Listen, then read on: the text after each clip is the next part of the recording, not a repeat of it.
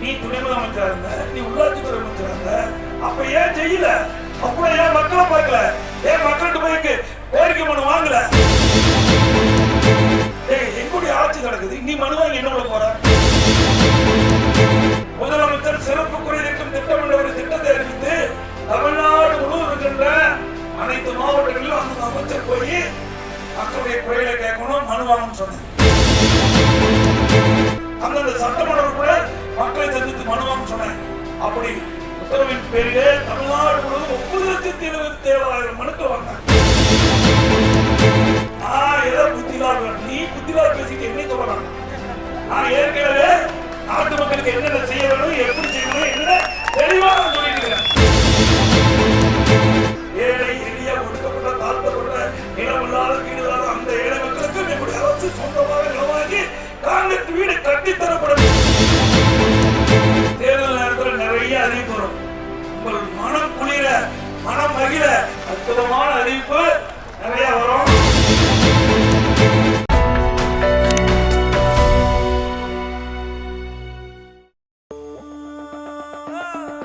கோடிக்காலடிகள் எழுதும் வரலாறு காணும் முன்னேற்றம் இங்கே பல நூறு கூடி உறவாகி உணர்வும் ஒன்றாகி வெற்றி நடை போடும் தமிழகமே, வெற்றி நடை போடும் தமிழகமே, வெற்றி நடை போடும் தமிழகமே, வெற்றி நடை போடும் தமிழகமே. காவிரி நதி நீர் சல சல சலவென பிடிப்பவ கலகல கலவென ஏற்றம் பிறந்திட மாற்றம் துலங்கிட வெற்றி நடை போடும் தமிழகமே, வெற்றி நடை போடும் தமிழகமே.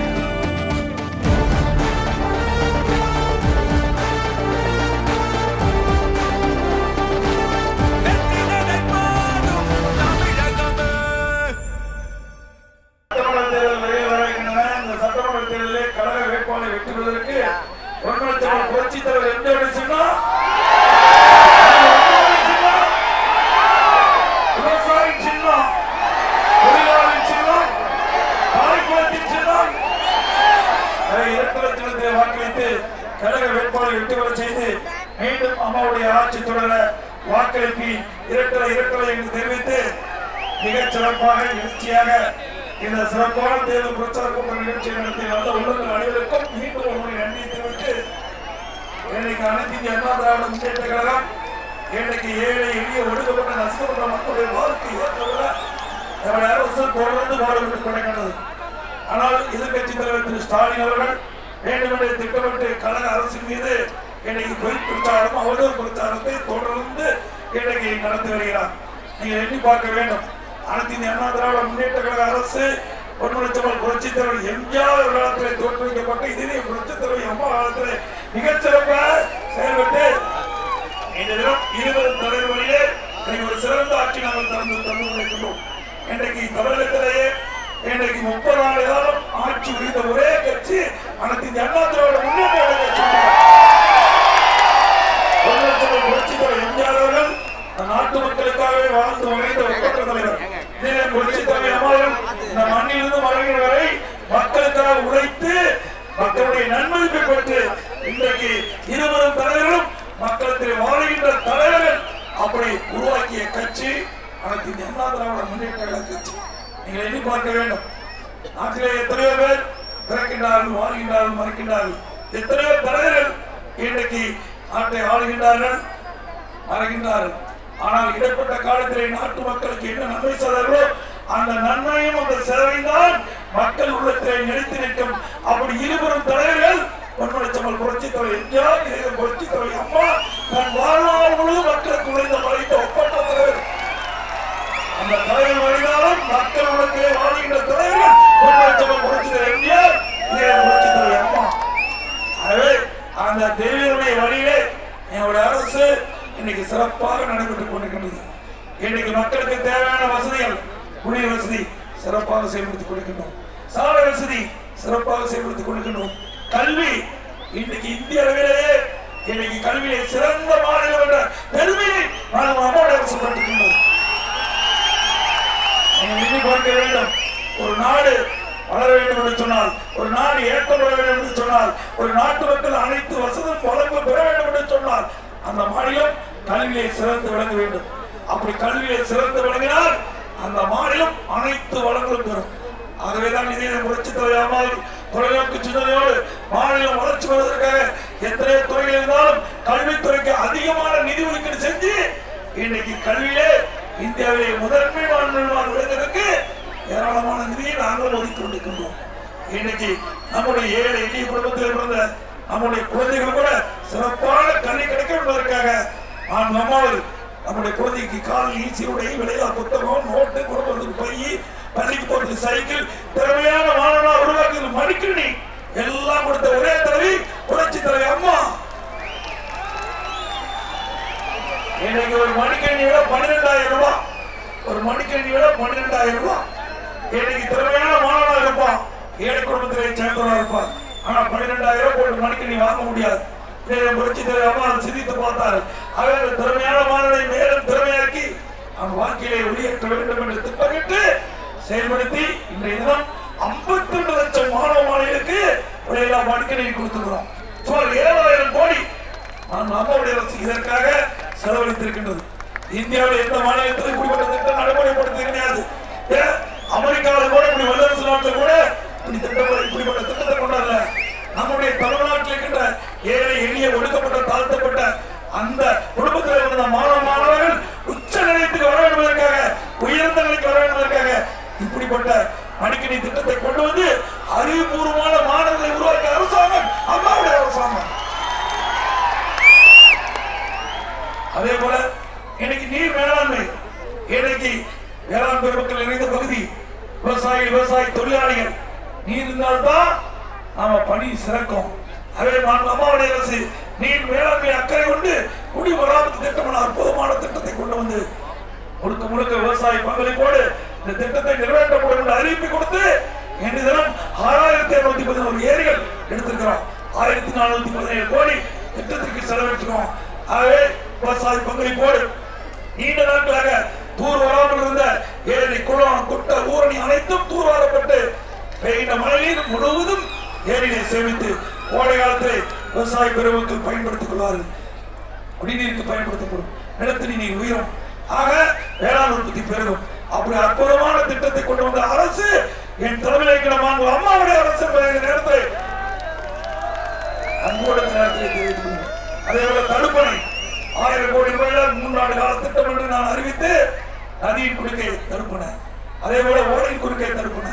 இந்த தடுப்பணை கட்டுவதன் மூலமாக பருவக்காலங்களில் பெய்த மழைநீர் வீணாக கடலை கடக்கின்றார். அதை தடுத்து நிறுத்தி நிறுத்தி விவசாயிக்கு தேவை நீரை கொடுக்கிறோம், குடிப்பதற்கு தேவை நீரை கொடுக்கிறோம். எந்த அரசாங்கத்தில் செஞ்சாங்க? அம்மாவுடைய அரசாங்கத்தில் செஞ்சுட்டு இருக்கோம். எண்ணி பார்க்க வேண்டும். இங்க கூட புகழூர்ல 406 கோடியில பிரம்மாண்டமான கலவரை கட்டப்பட்டு வருகிறது. கலவரை வந்து கட்டப்படுகிறது பகுதியில். ஆக இதை எதிர்காலத்தில் என்று சொன்னால் ஒரு அரசாங்கம் நீர் மேலாண்மை எந்த அளவுக்கு ஈடுபடுத்தி அதன் மூலமாக வேளாண் பெருமடி மக்களுக்கும் விவசாய தொழிலாளிக்கும் நிர்மலாக பயன்பட்டுக் கொண்டிருக்கிறார் என்பதை நேரத்தில் சுட்டிக்காட்ட வருகின்றேன். அதே போல இன்றைக்கு மழையால் வெள்ளத்தால் விவசாயம் பாதிக்கப்படுறாங்க, புயலால் வெள்ளத்தால் விவசாயம் பாதிக்கப்படுறாங்க. ஆக இப்படிப்பட்ட இயற்கை சீற்றத்தினால் விவசாயம் பாதிக்கப்படுகின்ற சூழ்நிலை கருத்திலே கொண்டு விவசாய கோரிக்கையை ஏற்று விவசாயி கூட்டுறவு சங்கங்களை வாங்கி பயிர்களை ரத்து செய்ய வேண்டும் என்ற கோரிக்கை தான். அந்த கோரிக்கையை ஏற்று விவசாயியுடைய கோரிக்கை ஏற்று கூட்டுறவு சங்கங்களை விவசாயி வாங்கி பயிர்களை அரசு ரத்து செய்திருக்கிறது. அதேபோல வேளாண் பெருமக்கள் மும்மணி மின்சாரம் வேண்டும் என்று கோரிக்கை வைத்தார்கள். அந்த கோரிக்கையும் நிறைவேற்றப்பட்ட ஒரே அரசாங்கம் அம்மாவுடைய அரசு. மும்மணி மின்சாரம் விவசாயிகளுக்கு வழங்கப்படும்.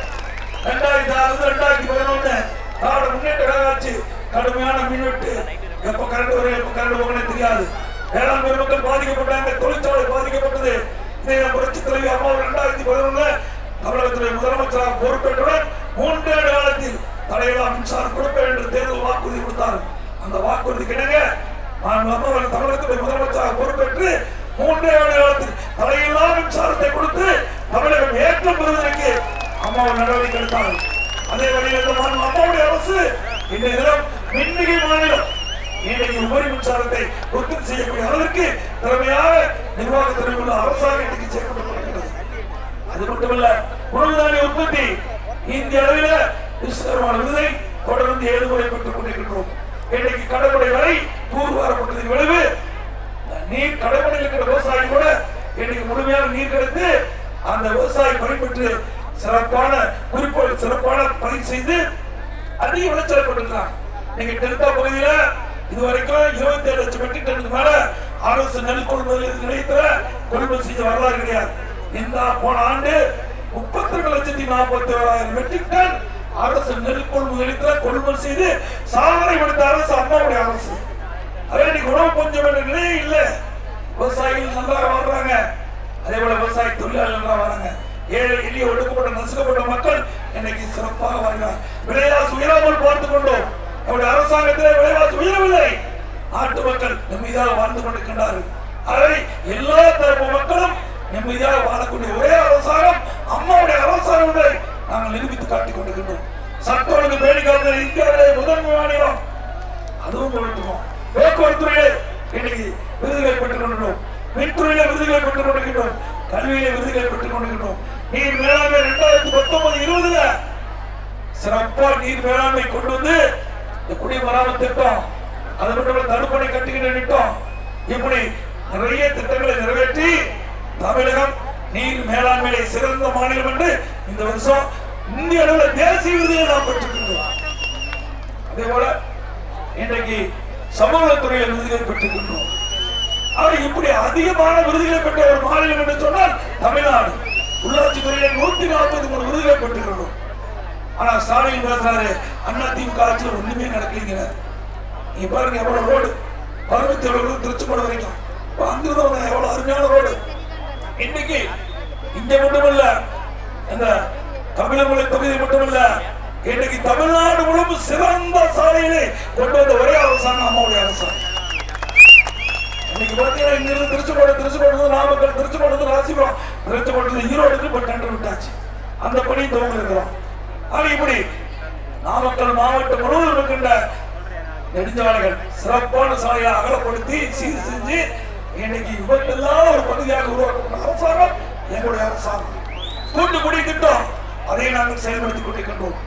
இன்னைக்கு நாட்டில் இருக்கிற மக்களுக்கு தங்குதல் இல்லாமல் குடிநடவதற்கு எங்களுடைய அரசு இன்னைக்கு நடவடிக்கை எடுக்கப்பட்டிருக்கிறது.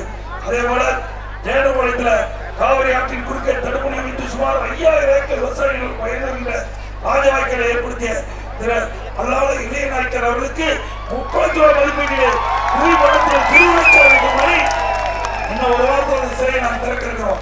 இப்படி நாட்டுக்காக உழைத்தவர்கள், இன்னைக்கு மக்களுக்காக உழைத்தவர்கள், தேசத்துக்காக பாடுபட்டவர்கள், அவர்களை கௌரவிக்கின்ற வகையிலே எங்களுடைய அரசு இப்படி மணிமண்டபம் சிலைகளை அமைத்து அவருக்கு கௌரவப்படுத்துகிற அரசாங்கம் எங்களுடைய அரசாங்கம் என்பதை இந்த நேரத்தில் தெரிவித்து வருகிறேன். அது மட்டுமல்ல, எண்ணி பாருங்க, கொரோனா வைரஸ் தொற்று கடுமையாக பாதிக்கப்பட்டது. உலக நாடுகளே இன்னைக்கு ஸ்தம்பிச்சு போயிருந்தது.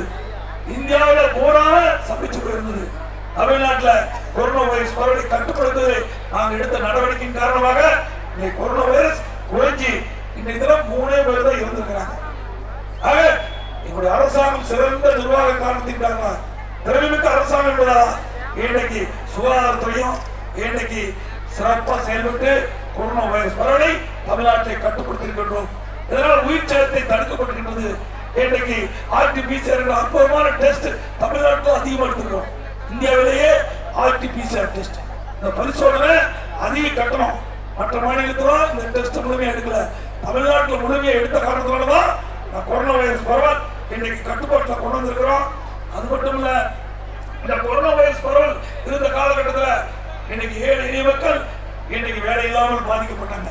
அப்படி பாதிக்கப்பட்ட மக்களுக்கு அம்மாவுடைய அரசாங்க ரேஷன் கடையில வேலை அரிசி கொடுத்தோம், வேலை சக்கரை கொடுத்தோம், வேலை எண்ணெய் கொடுத்தோம், வேலை பருப்பு கொடுத்தோம், குடும்பத்துக்கு 1000 ரூபாய் கொடுத்தோம். இந்தியாவிலேயே இப்படி ஏழை மக்களுக்காக உதவி செய்த ஒரே அரசாங்கம் அம்மாவுடைய அரசாங்கம். போன தைப்பொங்கலுக்கு 1000 ரூபாய் கொடுத்தோம், தைப்பண்டிகை 1000 ரூபாய் கொடுத்தோம், பொங்கல் தொகை கொடுத்தோம். இந்த தைப்பண்டிகை போது எல்லா அரிசி குடும்பத்துக்கு 2500 ரூபாய் கொடுத்தோம், கரும்பு கொடுத்தோம், பொங்கல் தொகை கொடுத்தோம். போன தைப்பொங்கல் இந்த தைப்பொங்கல் போன தைப்பொங்கலுக்கு ஆலயம் கொரோனா காலத்தில் 1000 குடும்பத்துக்கு இப்ப 2500. ஒரே ஆண்டு காலத்துல குடும்பத்துக்கு 4500 கொடுத்த ஒரே அரசாங்கம் தலைமையில அம்மாவுடைய அரசாங்கம். ஏழை மக்கள் எப்பொழுது என்னை பாதிக்கப்படுகிறார்களோ அப்பொழுதுதான் நம்முடைய அரசு அவருக்கு உதவி செய்கிறார் அரசாக இன்னைக்கு செயல்படுத்திக் கொண்டிருக்கின்ற செய்தி இந்த நேரத்தில் உங்களுக்கு தெரிவிக்க. அது மட்டும் கிடையாது, இன்னைக்கு உழைக்கும் மகளிருக்கு இதே புரட்சி தலைவர் அம்மா 2016 தேர்தல் அறிக்கையை குறிப்பிட்டார்கள். நான் முதலமைச்சராக தேர்ந்தெடுக்கப்பட்டவுடன் இன்னைக்கு அம்மா இருசக்கர வாங்கணும் மாநில வெளியில கொடுப்பேன்னு சொன்னாங்க. இதுவரைக்கும் 2,94,000 மகளிருக்கு அம்மா இருசக்கர வாங்கணும் நாங்க கொடுத்துருக்க மானிய விலையில. ஒவ்வொரு அம்மா இருசக்கர வாகனத்துக்கும் 25,000 மானியம், அதையும் நாங்க செயல்படுத்துறோம். அதே போல திருமண உதவி திட்டம் 25,000 50,000 தாலிக்கு தங்கம் ஒரு பவுன். எந்த மாநிலத்தில் இந்தியாவில் கொடுக்கிற தமிழ்நாட்டில் தான் இதே புரட்சி தலைவர் அம்மா ஏழை எளிய குடும்பத்தில் பிறந்த பெண் திருமண வயது அடைகின்ற பொழுது பொருளாதார சூழலின் காரணமாக திருமணம் செய்ய முடியாத ஒரு சூழல். அப்படிப்பட்ட குடும்பத்தில் பிறந்த பெண்கள் உரிய நேரத்தில் திருமணம் செய்ய வேண்டுவதற்காக அம்மா ஒரு தொலைநோக்கு சிந்தனையோடு இந்த திட்டத்தை கொண்டு வந்து நடைமுறைப்படுத்தினார்கள். அந்த திட்டம் அம்மா இருக்கிற காலத்தில் துவங்கி அம்மா மறைந்தாலும் அம்மா கொண்டு வந்த திட்டத்தை எங்களுடைய அரசு சிந்தாம இன்னைக்கு செயல்படுத்திக் கொண்டிருக்கிறது. திருமண உதவி திட்டத்தின் கீழ் 20,000 50,000 தாலிக்கு தங்கம் ஒரு பவுன் கொடுக்கிற ஒரே அரசாங்கம் இந்தியாவில் அம்மாவுடைய அரசாங்கம் ஒண்ணுதான். மருத்துவ காப்பீட்டு 2 லட்சம் வரைக்கும் மருத்துவ காப்பீட்டு நீங்க போய் தனியார் மருத்துவமனை சிகிச்சை பெற்றுக்கலாம். அதை உயர்த்தி கொடுக்க வேண்டும் என்று கோரிக்கை வச்சாங்க. மக்களுடைய கோரிக்கை ஏற்று மருத்துவ காப்பீட்டு அட்டை வச்சிருக்கீங்க. 5 லட்சம் வரைக்கும் தனியார் மருத்துவமனையில் போய் நீங்க சிகிச்சை பெற்றுக்கலாம். அதாவது முதியோர் உதவி தொகை போன இடத்துல கேட்டுட்டு இருந்தாங்க. முதலமைச்சர் வந்த பிறகு 5 லட்சம் பேருக்கு முதியோர் உதவி தொகை வழங்கப்படும் என்ற அறிவிப்பை கொடுத்து இன்னைக்கு தினம் கிட்டத்தட்ட 95% பேருக்கு நாங்க முதியோர் உதவி தொகை கொடுத்துருக்கோம். 5% பேருக்கு கொடுப்பதற்கு ஆய்வுப்படி மேற்கொள்றாங்க. தகுதியாளர்களுக்கு கொடுக்கப்படும். ஆக என்னென்ன திட்டங்களை கொடுத்தோமோ அதையெல்லாம் அதை இன்னைக்கு நடைமுறைப்படுத்திக் கொண்டிருக்கின்றோம். அதோட ஸ்டாலின் ஓரபக்கமெல்லாம் ஒரு பொட்டி தூக்கிட்டு போயிட்டே இருக்கிறார். ஒரு பெட்டி கொண்டு போய் இது மாதிரி நாடை போட்டுக்கிறார், வெட்டிட்டு வச்சுக்கிறார், அது போய் அமர்ந்துக்கிறார். பொட்டி வச்சுக்கிட்டு உங்களுக்கு என்ன பிரச்சனை அதை எழுதி மனுவை போடுங்கிறார். எல்லா மக்களும் அதை நம்பி எழுத மனு போடுறாங்க. மனு போன பிறகு அவர் பேசுறாரு, நான் இந்த பொட்டி பூட்டி சீலை வச்சு என் வீட்டுக்கு எடுத்துட்டு போய் 3 மாசம் கழிச்சு நான் முதலமைச்சர் ஆயிடுவேன். அப்போ இந்த சீலை உடைச்சு பொட்டி போட்டோ உடைச்சு வெட்டி திறந்து உன் மனுவை படிச்சு பார்த்து பிரச்சனை தீர்க்கிறேன். எப்ப நீ பொட்டி உடைக்க போற? எப்ப மக்களுடைய மனு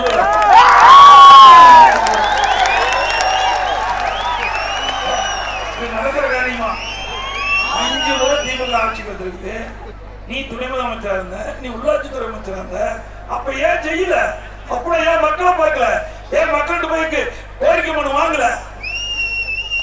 அப்பெல்லாம் மக்களை பார்க்க மாட்டாங்க. அதிகாரம் ஆட்சிக்கு வந்தா மக்கள் கிடையாது, இந்த மக்களை பார்க்க மாட்டாங்க, வீட்டு மக்களை தான் பார்ப்பாங்க. நாட்டு மக்களை பார்க்க மாட்டாங்க திமுக.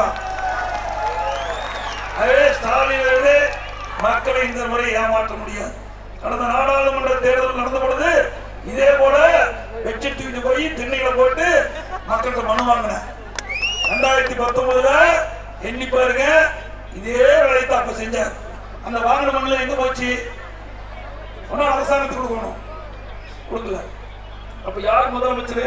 நான் தான் முதலமைச்சர். எங்களுடைய ஆட்சி நடக்குது, நீ மனு வாங்கி என்ன போற? என்னென்ன நான் நீங்களே எண்ணி பாருங்க, எப்படி மக்களை ஏமாற்றாங்க பாருங்க. ஏமாற்று பேரணிகள் திராவிட முன்னேற்ற கழக தலைவரும் சரி, தொண்டரும் சரி. 2019 அதிமுக ஆட்சி, நீ வெட்டிட்ட போட்டு மக்கள்கிட்ட குறை கேட்கிற. சரி, குறை வாங்கின ரேட்டு அரசாங்கத்துக்குள்ள சேர்த்தணும்ல, மனுவாது கூட எங்கிட்ட கொடுத்துருக்கலாம்ல, அதுவும் கிடையாது. ஆகவே கவர்ச்சிகரமான திட்டத்தை அறிவிக்கிறது, மக்களை ஏமாற்றுவது, ஓட்டுகளை பெற்று வெற்றி பெற்றவர்கள் மக்களை மறந்து. தேர்தல் வந்தா தின்ன ஞாபகம் வரும், அடுத்த தேர்தல் வந்தா தின்ன ஞாபகம் வரும். இதுக்கு இடையில ஏதாவது குரல் கொடுத்தாங்களா? அனுமான 2019 நாடாளுமன்ற தேர்தலுக்கு பிறகு முன்னே வாங்கினாங்களா? அதுக்காக தீர்வு கண்டீங்களா? இல்ல அதுக்கு ஏதாவது குரல் கொடுத்தீங்களா?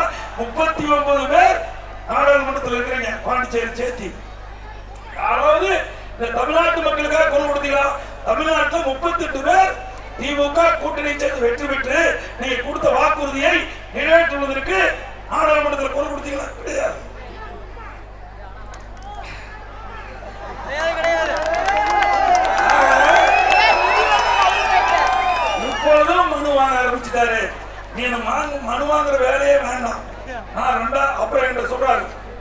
எடப்பாடி பழனிசாமி இப்பதான் பேசுறாரு, இப்பதான் புத்தி வந்திருக்கு எடப்பாடி பழனிசாமி.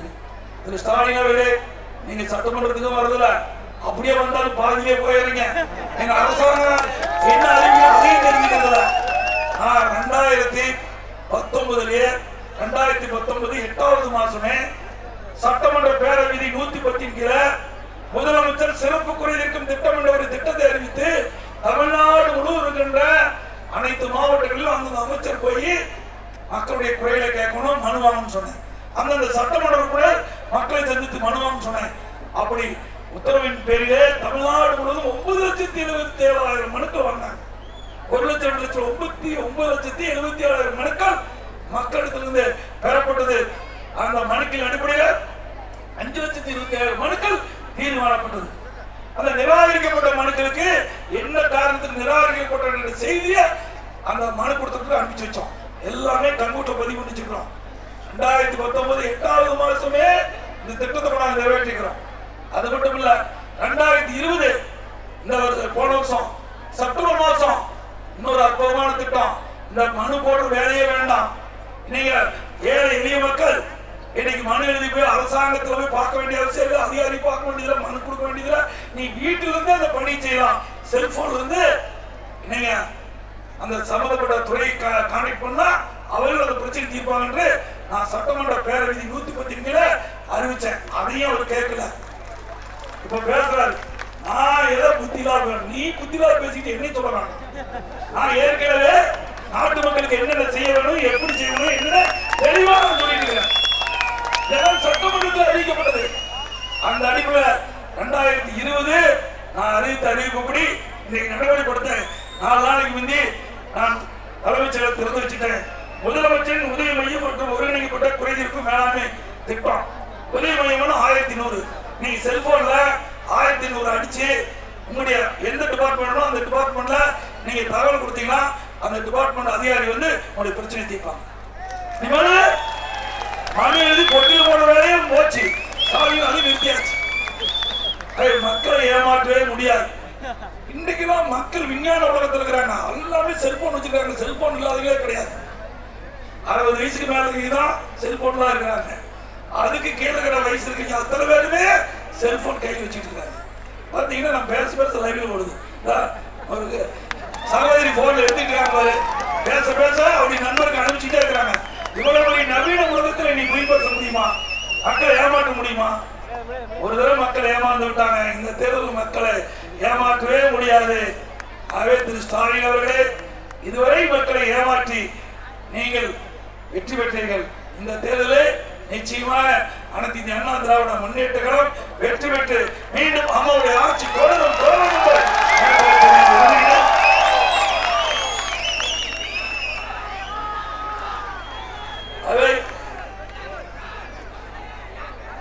அதே போல இன்னைக்கு கிராமத்திலிருந்து நகர வரை ஏழை எளிய மக்கள் வீடு இல்லாம இருக்கிறாங்க, சொந்த நிலம் இல்லாத இருக்கிறாங்க. அப்படி கிராமத்திலிருந்து நகர வரைக்கும் நிலம் இல்லாத வீடு இல்லாத ஏழை மக்களுக்கு அம்மாவுடைய அரசு கான்கிரீட் வீடு அனைவரும் கட்டித்தரப்படும். அனைத்து மக்களுக்கும் கான்கிரீட் வீடு, ஏழை மக்கள் அனைவருக்கும் கான்கிரீட் வீடு கட்டித்தரப்படும். நகர பகுதியில் பேரூராட்சி நகராட்சி பகுதியிலே அடுக்குமாடி கான்கிரீட் வீடு ஏழை மக்களுக்கு கட்டி கொடுக்கப்படும். கிராமத்தில் இருக்கிற மக்கள் நிலம் இல்லாத வீடு இல்லாத அந்த ஏழை மக்கள், தாழ்த்தப்பட்ட மக்கள், அப்படிப்பட்ட ஏழை மக்களுக்கு அம்மாவுடைய அரசு சொந்தமாக அரசாங்கமே நிலம் வாங்கி கான்கிரீட் வீடு கட்டி தரப்படும். இந்த திட்டத்தை நாங்கள் துவக்கிட்டோம். பாரத பிரதமர் சொல்லும் போது எத்தனை வீடு வேணாலும் மத்திய அரசு ஒதுக்கி தரும் சொல்லிட்டாரு, உறுதிமொழி கொடுத்துட்டாரு. இன்னைக்கு முன்னாள் ஜனாதிபதி இன்னைக்கு அப்துல் கலாம் அவர்கள் மறைவுக்கு அங்கே ராமேஸ்வரம் வந்தார்.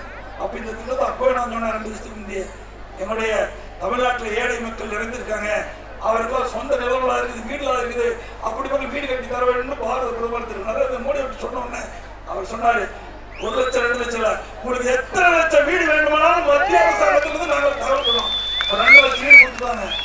அந்த பணி நடந்துகிட்டு இருக்குது. ஆக ஏழை எளிய ஒடுக்கப்பட்ட தாழ்த்தப்பட்ட நிலம் இல்லாத வீடு இல்லாத அந்த ஏழை மக்களுக்கு எங்களுடைய அரசு சொந்தமாக நிலம் வாங்கி கான்கிரீட் வீடு கட்டித்தரப்படும் என்ற உறுதி இந்த நேரத்தில் தெரிவிக்கிறேன். அதே போல தேர்தல் நேரத்தில் நிறைய அறிவிப்பு வரும். உங்கள் மனம் குளிர மனம் மகிழ அற்புதமான அறிவிப்பு நிறைய வரும். அதே மரியாதை தேர்தலில் ஒரு பொன்னான வாக்கினை கழக வேட்பாளர் 2 லட்சத்திலே வாக்களித்து மாபெரும் வெற்றியை தேடி